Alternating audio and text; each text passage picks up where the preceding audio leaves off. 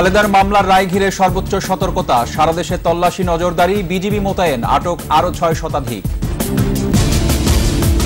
দুর্নীতির মামলায় বেকসুর খালাসের আশা খালেদা জিয়ার, সুষ্ঠু নির্বাচনের জন্য শান্তিপূর্ণ আন্দোলন চালিয়ে যাবার আহ্বান। উন্নয়ন সূচকে বিশ্বের অনেক দেশকে ছাড়িয়ে গেছে বাংলাদেশ, বললেন প্রধানমন্ত্রী। সশস্ত্র বাহিনীকে আরও আধুনিকায়নের অঙ্গীকার। ভাটির শার্দুল আব্দুল হামিদ আবারও রাষ্ট্রপতি, নির্বাচন কমিশনের গেজেট প্রকাশ, 23 এপ্রিল শপথ। সিরিজ নির্ধারণী ম্যাচে কাল মিরপুরে মুখোমুখি বাংলাদেশ ও শ্রীলঙ্কা, আত্মবিশ্বাসী টাইগাররা।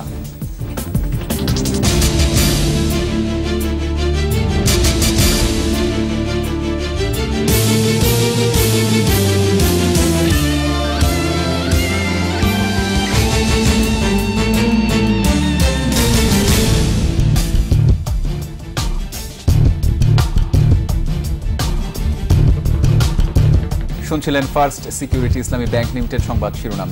আমন্ত্রণ জানাচ্ছি সন্ধ্যা 7টার 21 সংবাদে। আপনাদের সাথে আছি আমি রক্তিম ত্রিপুরা এবং আমি তাজনুফা জাবিন।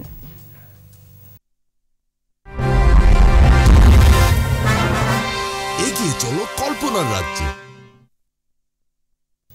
সংবাদে আরো থাকছে। ইতিহাস ঐতিহ্যে সমৃদ্ধ নাটোর, আছে চলন হালতি নিসর্গ, পর্যটক আকৃষ্ট করতে নানা উদ্যোগ।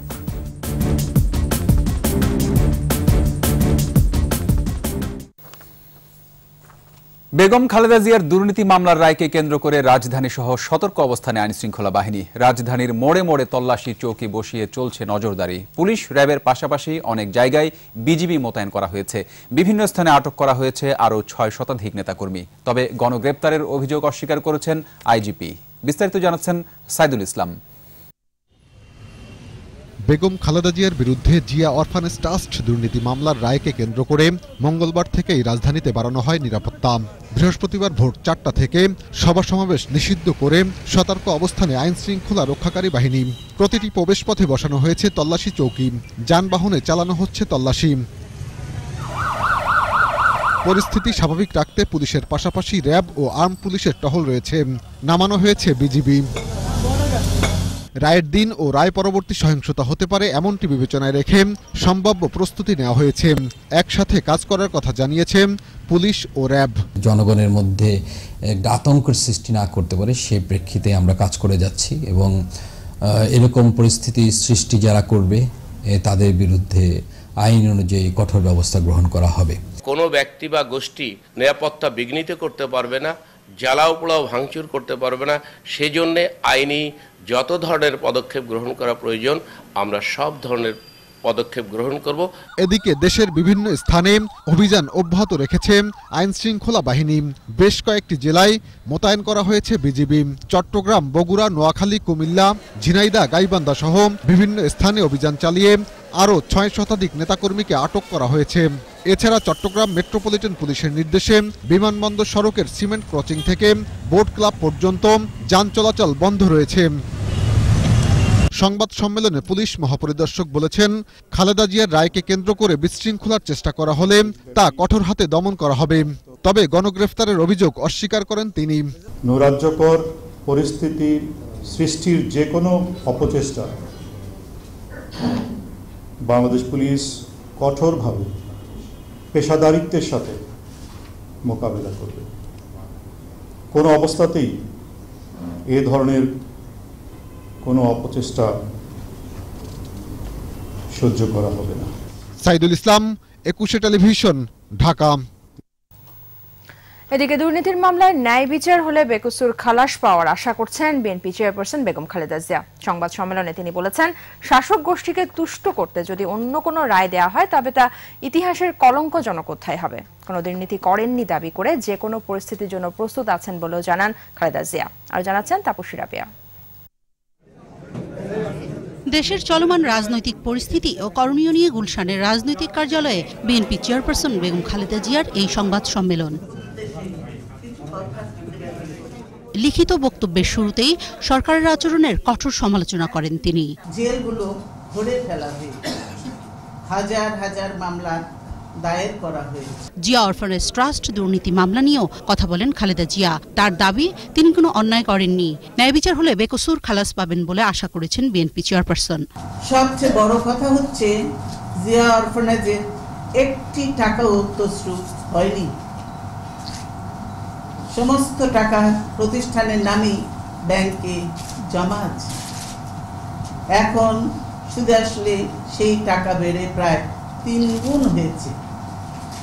এই মিথ্যে মামলায় ন্যায় বিচার হলে আমার কিছুই হবে না। ইনশাআল্লাহ আমি বেকসুর খালাস পাব। তার অভিযোগ, নির্বাচন থেকে তাকে দূরে রাখতে আদালতকে ব্যবহারের চেষ্টা চলছে। যে কোনো পরিস্থিতির জন্য প্রস্তুত বলেও জানান তিনি। আগামীতে অনেক ফাঁদ পাতা হবে, অনেক ষড়যন্ত্র হবে। সবাই সাবধান ও সতর্ক থাকবেন, বুঝে শুনে কাজ করবেন। এই দেশ আমাদের সকলের, কোনো ব্যক্তি বা দলের নয়। গণতন্ত্র প্রতিষ্ঠায় শান্তিপূর্ণ ও নিয়মতান্ত্রিক আন্দোলন চালিয়ে যেতে দেশবাসীর প্রতি আহ্বান জানান বিএনপি চেয়ারপারসন। আপনারা গণতন্ত্রের জন্য, অধিকার প্রতিষ্ঠার জন্য, একটি সুষ্ঠু নির্বাচনের জন্য, জনগণের সরকার কায়েমের জন্য ঐক্যবদ্ধভাবে শান্তিপূর্ণ ও নিয়মতান্ত্রিক আন্দোলন চালিয়ে যাবেন। তিনি বলেন, বিএনপি এখনো আশা ছাড়েনি। সুষ্ঠু নির্বাচনের জন্য আবারও আলোচনার আহ্বান জানান খালেদা জিয়া। তাপসী রাবেয়া, একুশে টেলিভিশন, ঢাকা। রায় পক্ষে না গেলে বিএনপি আইন আদালত মানে না বলে মন্তব্য করেছেন ওবায়দুল কাদের। পাবনা পুলিশ লাইন্স মাঠে জেলা আওয়ামী লীগের কর্মী সমাবেশে ওবায়দুল কাদের বলেন, আন্দোলনে ব্যর্থ হয়ে বিএনপি এখন আদালতের বিরুদ্ধে যুদ্ধ ঘোষণা করছে। তিনি আরো বলেন, বিএনপির আন্দোলনে জনগণ আগেও সাড়া দেয়নি, রায়ের বিরুদ্ধে আন্দোলন হলে সেটাও মানুষ মানবে না। এদিকে প্রধানমন্ত্রীর বরিশাল সফর কেন্দ্র করে বঙ্গবন্ধু মাঠ পরিদর্শন শেষে মাহবুবুল আলম হানিফ বলেছেন, তথ্য উপাত্তের ভিত্তিতে রায় দেবে আদালত।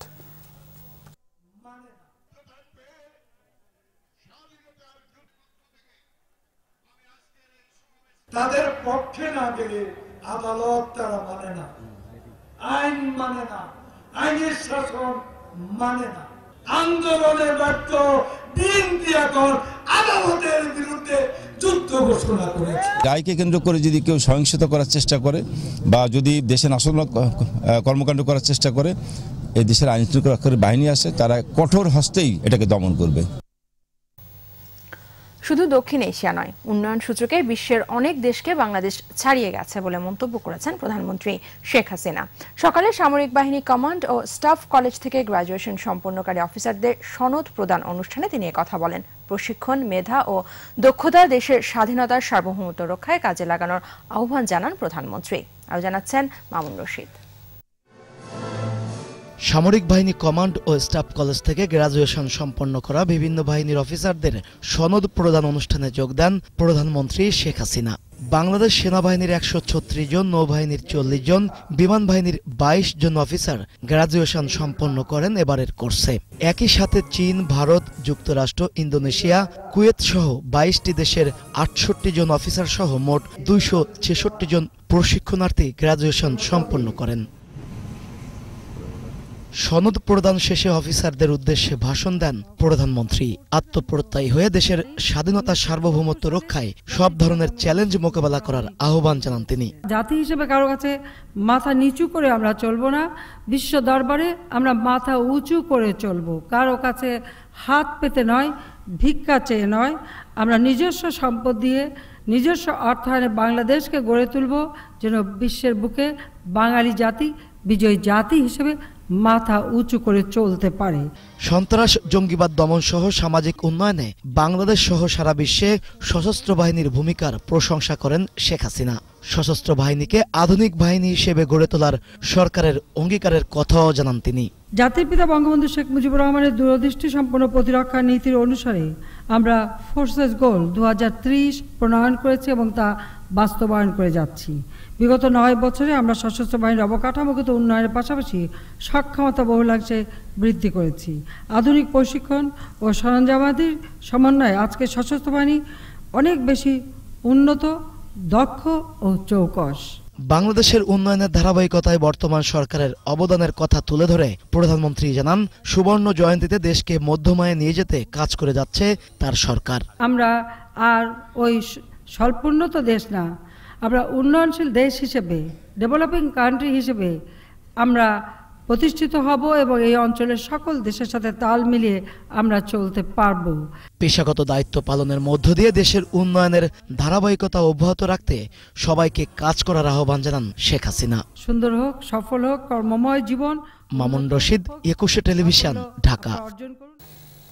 বিনা প্রতিদ্বন্দ্বিতায় দ্বিতীয় মেয়াদে বাংলাদেশের ২১তম রাষ্ট্রপতি নির্বাচিত হয়েছেন অ্যাডভোকেট মোহাম্মদ আব্দুল হামিদ। দুপুরে নির্বাচন কমিশন কার্যালয়ে এ ঘোষণা দেন প্রধান নির্বাচন কমিশনার KM নুরুল হুদা। সন্ধ্যায় এ সংক্রান্ত গেজেট প্রকাশ করেছে নির্বাচন কমিশন। ২৩ এপ্রিল রাষ্ট্রপতির শপথ হতে পারে। স্মৃতি মণ্ডলের রিপোর্ট। রাষ্ট্রপতি পদে আওয়ামী লীগের প্রার্থী হিসেবে গেল ৫ ফেব্রুয়ারি জমা দেয়া হয়েছিল আব্দুল হামিদের মনোনয়ন। আর কোনো প্রার্থী না থাকায় বিনা প্রতিদ্বন্দ্বিতায় দ্বিতীয়বারের মতো নির্বাচিত হলেন তিনি। বুধবার নির্বাচন কমিশন ভবনে মনোনয়নপত্র যাচাই বাছাই করেন নির্বাচনকর্তা প্রধান নির্বাচন কমিশনার KM নুরুল হুদা। পর্যবেক্ষণের জন্য উপস্থিত ছিলেন সংসদের চিফ হুইপ সহ আওয়ামী লীগ প্রতিনিধি দলের সদস্যরা। পরে কমিশনের সংবাদ সম্মেলনে দেশের ২১তম রাষ্ট্রপতি হিসেবে মোহাম্মদ আব্দুল হামিদের নাম ঘোষণা করেন প্রধান নির্বাচন কমিশনার। তিনি বলেন, আব্দুল হামিদ একমাত্র বৈধ প্রার্থী হওয়ায় তিনি নির্বাচিত হয়েছেন। ৫ ফেব্রুয়ারি ২০১৮ তারিখ সকাল ১০ ঘটিকা হইতে অপরাহ্ন ৪ ঘটিকা পর্যন্ত সময়ের মধ্যে পাওয়া মনোনয়নপত্র পরীক্ষার পর রাষ্ট্রপতি নির্বাচন আইন ১৯৯১ সনের ২৭ নম্বর আইন এর ধারা ৭ অনুসারে জনাব মোহাম্মদ আব্দুল হামিদ গণপ্রজাতন্ত্রী বাংলাদেশের রাষ্ট্রপতি পদে নির্বাচিত হইলেন। প্রথম মেয়াদে ২০১৩ সালের ২৪ এপ্রিল রাষ্ট্রপতি হিসেবে শপথ নিয়েছিলেন মোহাম্মদ আব্দুল হামিদ। আর এবার আগামী ২৩ এপ্রিল শপথ নিতে পারেন বলে জানিয়েছেন সিইসি। ২৪ তারিখে তার কার্যকর গ্রহণ করা হয়েছিল, ২৩ তারিখে শপথ হতে পারে এপ্রিল মাসে। সংবিধানের সর্বোচ্চ ২ বার রাষ্ট্রপতি পদে থাকার সুযোগ থাকায় এটাই হবে আব্দুল হামিদের শেষ মেয়াদ। স্বাধীনতার পর থেকে ১৯ মেয়াদে এ পর্যন্ত ১৬ জন রাষ্ট্রপতি দায়িত্ব পালন করেছেন। সেই হিসেবে মোহাম্মদ আব্দুল হামিদ সপ্তদশ ব্যক্তি। স্মৃতি মণ্ডল, একুশে টেলিভিশন, ঢাকা। অ্যাডভোকেট মোহাম্মদ আব্দুল হামিদ কিশোরগঞ্জের হাওড়াঞ্চল থেকে ১৯৭০ সাল থেকে ৭ বার আওয়ামী লীগের সংসদ সদস্য হয়েছেন। স্পিকার হিসেবেও ছিলেন সর্বজন শ্রদ্ধেয়। ২০১৩ সালে রাষ্ট্রপতির দায়িত্ব নেওয়ার পর থেকে আব্দুল হামিদ জাতির সংকটকালে হয়ে উঠেছেন সকলের আস্থার প্রতীক। বিস্তারিত জানাচ্ছেন সাজিদ রুমেল। ১৯৪৪ সালের প্রথম দিন ১ জানুয়ারি তৎকালীন ময়মনসিংহ জেলার কিশোরগঞ্জ মহকুমার প্রত্যন্ত এলাকা মিঠামইনে জন্ম আজকের রাষ্ট্রপতি আব্দুল হামিদের। দীর্ঘ রাজনৈতিক পথ পরিক্রমায় এখন তিনি বঙ্গভবনে রাষ্ট্রের সর্বোচ্চ আসনে মহামান্য রাষ্ট্রপতি। মোহাম্মদ তায়েবউদ্দিন এবং তমিজা খাতুন দম্পতির সন্তান আব্দুল হামিদ প্রথম যৌবনেই ছাত্রলীগে যোগ দিয়ে একসময় হন ময়মনসিংহ জেলা ছাত্রলীগের সহসভাপতি। ১৯৬৮-তে আইয়ুব বিরোধী আন্দোলনে কারাবরণ করেন। ৭০-এর নির্বাচনে গণপরিষদের সদস্য নির্বাচিত হন। ১৯৭১ সালে যোগ দেন গৌরবময় মুক্তিযুদ্ধে, নির্বাচিত হন কলেজ ছাত্র সংসদ ও আইনজীবী সমিতির নির্বাচনেও। স্বাধীনতার পর ১৯৭৩ থেকে ৮৬, ৯১, ৯৬, ২০০১, ২০০৮-এর প্রতিটি নির্বাচনে আওয়ামী লীগের প্রার্থী হয়ে জয়লাভ করেন তিনি। জাতীয় সংসদের স্পিকারের দায়িত্ব নেওয়ার পর তিনি গ্রহণযোগ্য হয়ে ওঠেন সবার কাছে। ২০১৩ সালে প্রয়াত জিল্লুর রহমানের মৃত্যুর পর আওয়ামী লীগের মনোনীত প্রার্থী হিসাবে নির্বাচিত হন রাষ্ট্রপতি। দেশের বিবদমান পরিস্থিতিতে নির্বাচন কমিশন গঠন নিয়ে বিএনপি সহ সব দলের সংলাপের আয়োজন করে তিনি হয়ে ওঠেন জাতীয় ঐক্যের প্রতীক। এই প্রবীণ রাজনীতিককে যেমন রাষ্ট্রপতির আনুষ্ঠানিক দায়িত্ব পালনে দেখা যায় ইস্পাত কঠিন চেহারায়, আবার বিশ্ববিদ্যালয়ের চ্যান্সেলর হিসেবে শিক্ষার্থীদের সামনে বা বিনোদন জগতের কুশলীদের অনুষ্ঠানে মনোমুগ্ধ বক্তব্যে অন্যরকম মাত্রা এনে পেয়েছেন আকাশচুম্বী জনপ্রিয়তা। ঢাকা বিশ্ববিদ্যালয়ে যখন আসলাম ভর্তি হওয়ার জন্য, তখন ভর্তি তো দূরের কথা, ভর্তির ফর্মটা পর্যন্ত আমাকে দেওয়া হলো না। ভাটির শার্দুল খ্যাত হাওরের সন্তান আব্দুল হামিদ রাষ্ট্রপতি হওয়ার পরও সাধারণ মানুষের মতোই এলাকায় ঘুরে বেড়ান, প্রটোকল শিথিল করে হয়ে যান স্বভাবসুলভ সাধারণ মানুষের নেতা। ১ মেয়ে ও 3 ছেলের জনক আব্দুল হামিদ রশিদা হামিদকে সঙ্গে নিয়ে চলে যান প্রকৃতির সান্নিধ্যে। Sajid Rommel, 21 television, Dhaka. রাষ্ট্রপতি মোহাম্মদ আব্দুল হামিদের জন্মস্থান কিশোরগঞ্জের হাওড়া অঞ্চল নিয়ে আরও একটি প্রতিবেদন থাকছে সংবাদে বিরতির পর। এবার বাংলাদেশ শ্রীলঙ্কা টেস্ট সিরিজ প্রসঙ্গ।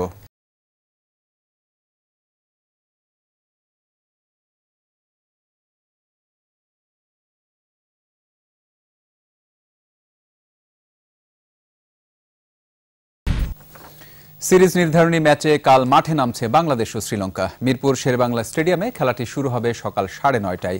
চট্টগ্রামে প্রথম টেস্ট ম্যাচ ড্র হলেও দ্বিতীয় ও শেষ টেস্টে জয় দিয়ে সিরিজ শেষ করতে চায় স্বাগতিকরা। অন্যদিকে সাফল্যের ব্যাপারে আশাবাদী লঙ্কান শিবিরও।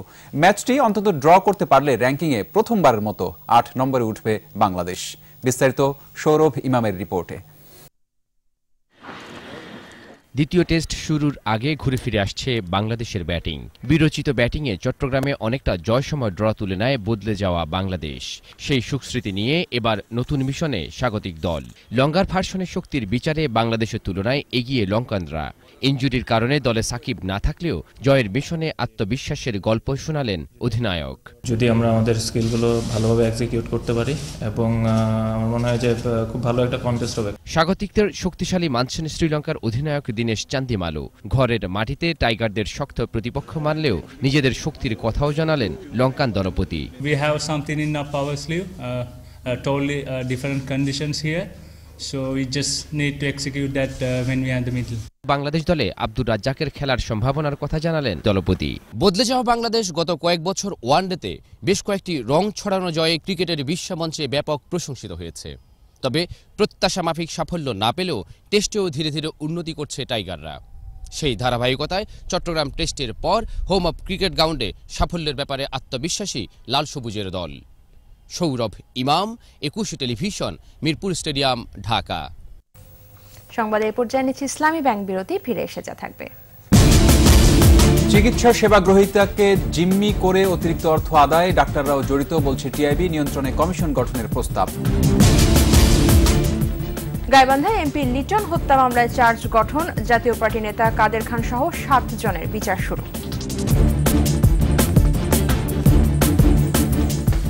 আবার আমন্ত্রণ সন্ধ্যা 7:21 সংবাদে। 4 দিনের সরকারি সফর শেষে দুপুরে ঢাকা ছেড়েছেন সুইজারল্যান্ডের প্রেসিডেন্ট আলা বেরসে।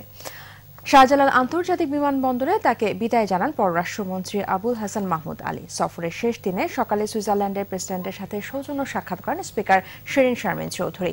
এ সময় বাংলাদেশে বিনিয়োগ সম্ভাবনার কথা সন্তোষ জানান প্রেসিডেন্ট আলা বেরসে। শিরিন শারমিন চৌধুরী বাংলাদেশ থেকে জনশক্তি আমদানি বিষয়ে উদ্যোগ বাড়ানোর আহ্বান জানান। পরে আলা বেরসে শিল্পকলা একাডেমিতে আর্ট সামিট পরিদর্শনে যান।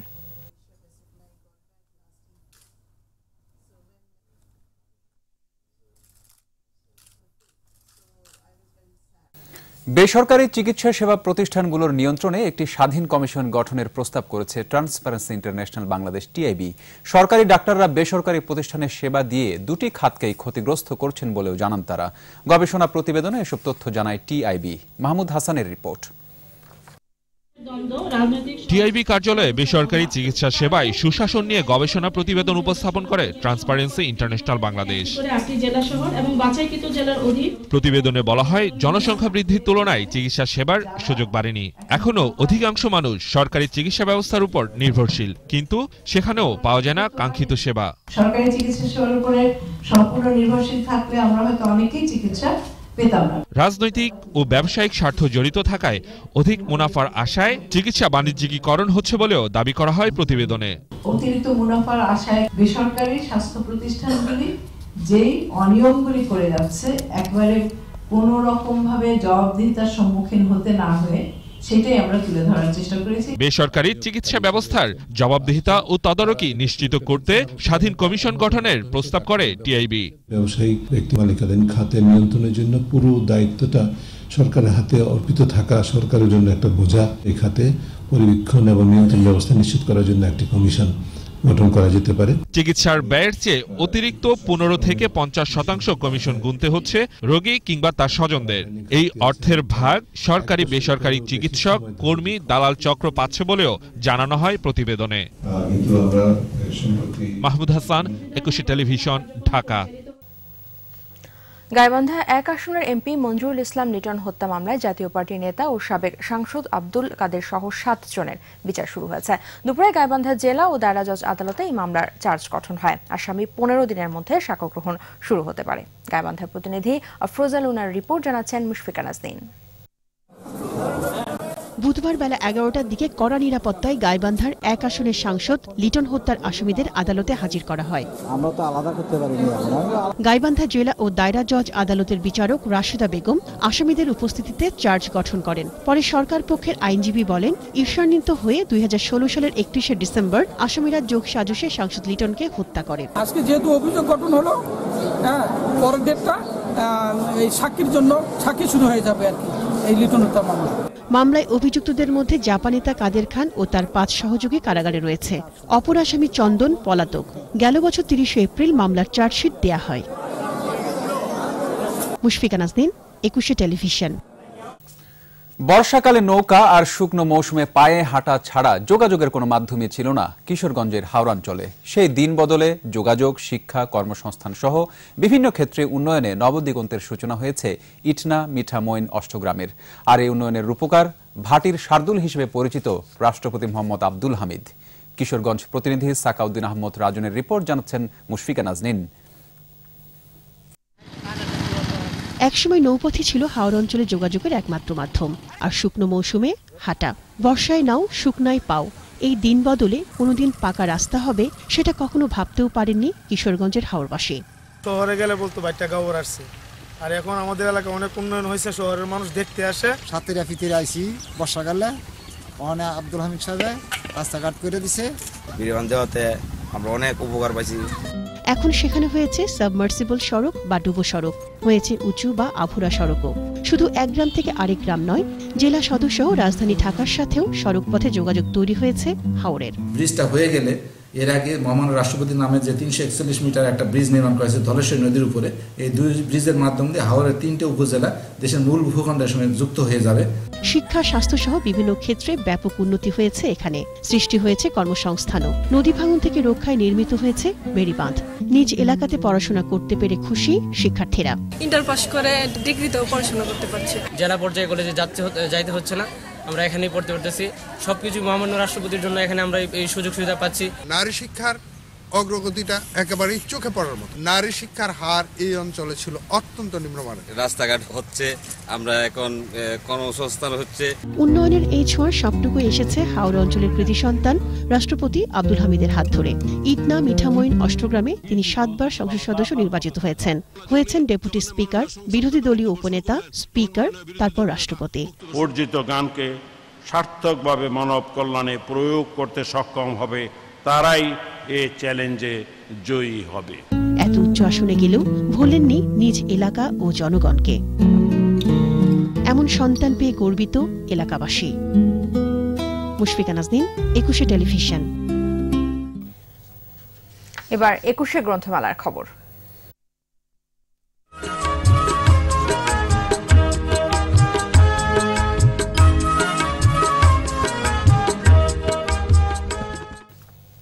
সপ্তম দিনে গড়ালো অমর 21 গ্রন্থমেলা। লেখক, পাঠক আর প্রকাশকদের আনাগোনায় জমজমাট মেলা প্রাঙ্গণ। বিকেল হতে নানা বয়সী দর্শনার্থী আর পাঠক ক্রেতার ভিড় বাড়তে থাকে। বাংলা একাডেমি ও সোহরাওয়ার্দী উদ্যানে বিভিন্ন স্টল ঘুরে ঘুরে অনেকেই কিনছেন পছন্দের বই। এদিনে 190টি বইয়ের মোড়ক উন্মোচন হয়েছে। এর মধ্যে বৃত্তা রায় দীপার লেখা কাব্যগ্রন্থ শৈশবদের কারুকাজ বইটির মোড়ক উন্মোচন করেন ভাষা সৈনিক কামাল লোহানী। এ সময় তিনি দেশপ্রেমে উদ্বুদ্ধ হয়ে তরুণ প্রজন্মকে ভাষা সম্পর্কিত বই পড়ার আহ্বান জানান। এ নিয়ে এখন পর্যন্ত মেলায় প্রকাশিত নতুন বইয়ের সংখ্যা দাঁড়িয়েছে 730টি।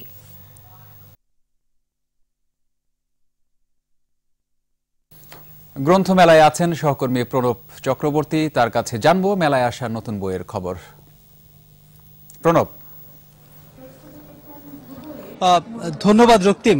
আজকে বইমেলার ৭ম দিন চলছে, আজকে ৭টি দিন পার হয়ে গেছে এরই মধ্যে, এবং আমি আপনাকে যে বিষয়টি প্রথমে জানাতে চাই যে আজকে বইমেলায় গল্প, উপন্যাস, কবিতা সবকিছু মিলিয়ে বই এসেছে, নতুন বই এসেছে ১৯০টি, এবং এই ৭ দিনে বইয়ের সংখ্যা ৭৩০টি বই, এবং এই যেটি বললাম যে কবিতা, গল্প, উপন্যাস সবকিছু মিলিয়ে। এবং নতুন নতুন বইয়ের ক্ষেত্রে আমরা দেখছি যে যারা এখানে যাদের বই পাঠকরা বেশি বেশি পড়েন সেই সমস্ত বিখ্যাত লেখকদের নতুন নতুন বই প্রত্যেক দিনই আসছে।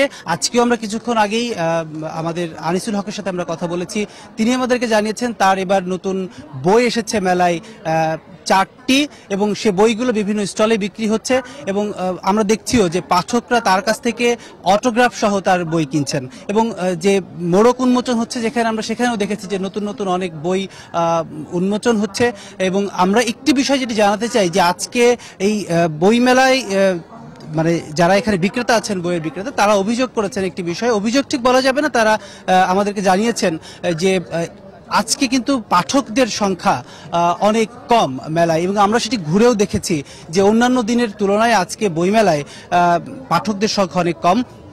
একটি বিষয় আপনি নিশ্চয়ই জানেন যে আগামীকাল যে বিএনপি চেয়ারপারসনের একটি মামলার রায় ঘোষণার তারিখ নির্ধারণ রয়েছে, পূর্ব নির্ধারিত তারিখ রয়েছে, সেই রায়কে কেন্দ্র করে এই পাঠকদের আনাগোনা কম এমনটি বলছেন কিন্তু এখানকার বিক্রেতারা। তারা বলছেন যে ঢাকা শহরে যেহেতু নানা রকম ব্যারিকেড দেওয়া হয়েছে এবং সেই কারণে এখানে পাঠকদের আনাগোনা তারা কম বলছেন। তবে এই বিষয়ে আমরা বাংলা একাডেমির মহাপরিচালকের সাথে কথা বলেছিলাম, তিনি আমাদেরকে যে বিষয়টি আশ্বস্ত করেছেন যে আগামীকাল বইমেলায় কোনো রকম বন্ধ থাকার বা কোনো রকম বিশৃঙ্খলা হবার আশঙ্কা তিনি করছেন না, এবং বইমেলা তার নিজস্ব গতিতে সুন্দরভাবে চলবে সেই আশাও তিনি রেখেছেন, এবং পাঠকদের আনাগোনাও ঠিক থাকবে। তো এই ছিল বইমেলায় আমার কাছে এখন পর্যন্ত খবর। রক্তিম, বইমেলা থেকে জানাচ্ছিলেন সহকর্মী প্রণব চক্রবর্তী। এবার আমাদের বিশেষ আয়োজন অমর একুশে।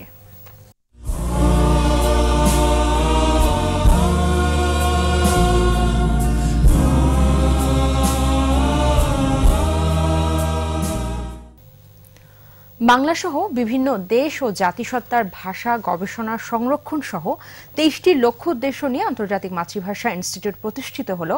কার্যক্রম চলছে ধীর গতিতে, প্রতিষ্ঠানটি টানতে পারছে না দর্শনার্থীও। তবে অত্যাধুনিক ভাষা জাদুঘর, লাইব্রেরি সম্প্রসারণ এবং আর্কাইভ তৈরির কাজ চলছে। আগামী অর্থ বছরের মধ্যে কাজের পরিধি বাড়বে বলে জানালেন প্রতিষ্ঠানটির মহাপরিচালক। স্মৃতিমণ্ডলের আরও একটি রিপোর্ট। মাতৃভাষা বাংলাকে রাষ্ট্রভাষার দাবিতে রক্ত দিয়েছে বাঙালি জাতি। শহীদের আত্মত্যাগ আর আন্দোলনের স্বীকৃতি হিসেবে 1999 সালের 17 নভেম্বর 21 ফেব্রুয়ারিকে আন্তর্জাতিক মাতৃভাষা দিবসের স্বীকৃতি দেয় জাতিসংঘ। এরপরই 1999 সালের 7 ডিসেম্বর ঢাকার সেগুনবাগিচায় শুরু হয় আন্তর্জাতিক মাতৃভাষা ইনস্টিটিউট প্রতিষ্ঠার কাজ। 2010 সালের 21 ফেব্রুয়ারি উদ্বোধন করেন প্রধানমন্ত্রী শেখ হাসিনা। বিশ্বের বিভিন্ন দেশের ভাষা সংরক্ষণ, বিকাশমান, বিলুপ্তপ্রায় ও ক্ষুদ্র নৃগোষ্ঠীর ভাষা সংরক্ষণ, উন্নয়ন এবং গবেষণাই প্রতিষ্ঠানটির লক্ষ্য। তবে নানা সংকটে 13 তলা ভবনের মাত্র 6 তলা তৈরি হয়েছে, নেই পর্যাপ্ত লোকবল। বাংলাসহ বিশ্বের অন্যান্য ভাষার প্রদর্শনীর জন্য ভাষা জাদুঘরে প্রদর্শিত হচ্ছে ভাষা আন্দোলনের দুর্লভ ছবি, এশিয়া মহাদেশের ভাষা গ্যালারি, অস্ট্রেলিয়া ও প্রশান্ত মহাসাগরীয় বিভিন্ন দেশের ভাষিক নিদর্শন, কিন্তু দর্শনার্থীর নামমাত্র। ক্ষুদ্র নৃগোষ্ঠীর ভাষা সংরক্ষণ, অন্যান্য কাজের জন্য প্রকল্প অনুমোদন পেলে আগামী অর্থ বছরে পুরোদমে কাজ শুরু হবে বলে জানালেন প্রতিষ্ঠানটির মহাপরিচালক। প্রথমে আমরা ওই ভাষাগুলো সংগ্রহ করব, ডকুমেন্টেশন করব, তারপরে এই ভাষাগুলোর ব্যাকরণ লেখা হবে, এই ভাষার অভিধান তৈরি করা হবে, তারপরে এইসব ভাষার শিশু পাঠ্য বই তৈরি করতে হবে। শিক্ষক তৈরির বিষয়টিও আমাদের ভাবতে হবে। এদিকে ভাষার অস্তিত্ব টিকিয়ে রাখতে দুর্লভ নমুনা প্রদর্শন ও গবেষণার জন্য আর্কাইভ নির্মাণের কাজও এখনো শেষ হয়নি। তবে কাজ শেষ হলে বিশ্বের 4 শতাধিক বই ও নমুনা এনে গবেষণার জন্য রাখা হবে বলে জানালেন মহাপরিচালক। আমাদের প্রায় 200 মতো স্লাইড রেডি হয়েছে। স্থান সংকুলন হবে না, বাকিগুলো ভার্চুয়াল হবে, অনলাইনে দেখতে পারবে। অবশ্য বেড়েছে লাইব্রেরির পরিধি। দেশ বিদেশে প্রায় 3500 বই পাচ্ছেন গবেষক ও আগ্রহীরা। আমাদের লাইব্রেরি এতদিন ম্যানুয়াল ছিল, এটা আমরা অটোমেশন করছি কাজটা একদম চূড়ান্ত হয়নি। সংকট কাটিয়ে উঠতে পারলে প্রতিষ্ঠানটি ভাষা গবেষণা ও সংরক্ষণের তীর্থভূমি হতে পারে বলে মনে করেন সংশ্লিষ্টরা। স্মৃতিমণ্ডল, 21 টেলিভিশন, ঢাকা। সুনামগঞ্জ ও ফরিদপুরে পৃথক সড়ক দুর্ঘটনায় 11 জন নিহত হয়েছে, আহত হয়েছে প্রায় 40 জন। পুলিশ জানায় বেলা 12টার দিকে সুনামগঞ্জ থেকে আসা যাত্রীবাহী বাস পাগলা বাজারের কাছে একটি প্রাইভেট কারকে ধাক্কা দেয়। ঘটনাস্থলে মারা যান একই পরিবারের 4 জন সহ 5 জন। এ সময় বাসের চালক ও হেলপার পালিয়ে যায়। এদিকে ফরিদপুরে পৃথক সড়ক দুর্ঘটনায় সদর উপজেলার ধুলদি ও ভাঙ্গার পুলিয়ায় এক ভারতীয় নাগরিক সহ 6 জন নিহত হয়েছে। এই ঘটনায় আহত হয়েছে অন্তত 35 জন। তাদের মধ্যে 8 জনের অবস্থা আশঙ্কাজনক।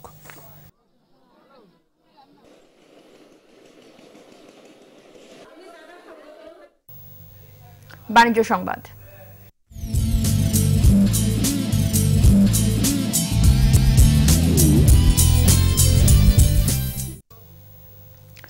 চুরি হওয়া রিজার্ভের টাকা উদ্ধারে আগামী 3 মাসের মধ্যে ফিলিপাইনের আরসিবিসি ব্যাংকের বিরুদ্ধে মামলা করবে বাংলাদেশ ব্যাংক। কেন্দ্রীয় ব্যাংক মিলনায়তনে সংবাদ সম্মেলনে ডেপুটি গভর্নর আবু হেনা মোহাম্মদ রাজি হাসান এবং সিনিয়র আইনজীবী আজমালুল হোসেন কিউসি বলেন, চুরি হওয়া অর্থ নিয়ে সাবেক গভর্নর ফরাসউদ্দিনের প্রতিবেদন আইনি ভিত্তি নেই।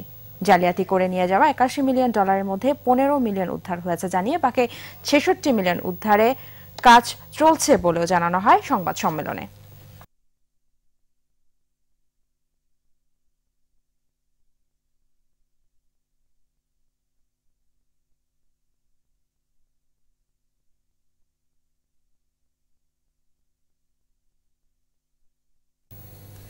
খেলার খবর জানাচ্ছেন রিশান মাহমুদ।